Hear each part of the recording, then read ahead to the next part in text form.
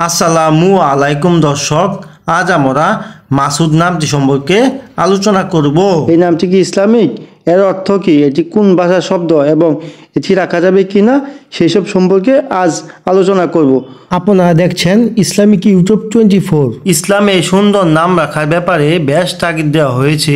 এটি নবীর সুন্নত, তাই আমাদের উচিত সুন্দর অর্থবহ ইসলামিক নাম রাখা। যদি প্রশ্ন করেন মাসুদ নামটি কি ইসলামিক নাম, হ্যাঁ, মাসুদ নামটি ইসলামিক নাম।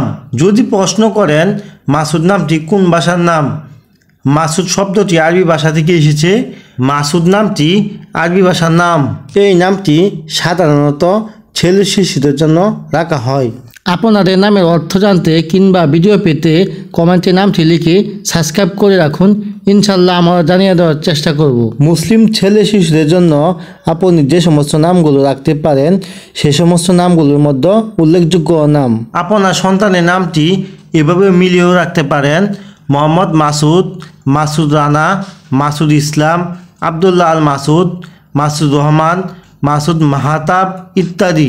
যদি প্রশ্ন করেন মাসুদ নামের ইসলামিক ও আরবি অর্থ কী, মাসুদ নামের ইসলামিক ও আরবি অর্থ হলো সুখী, খুশি, সফল ইত্যাদি।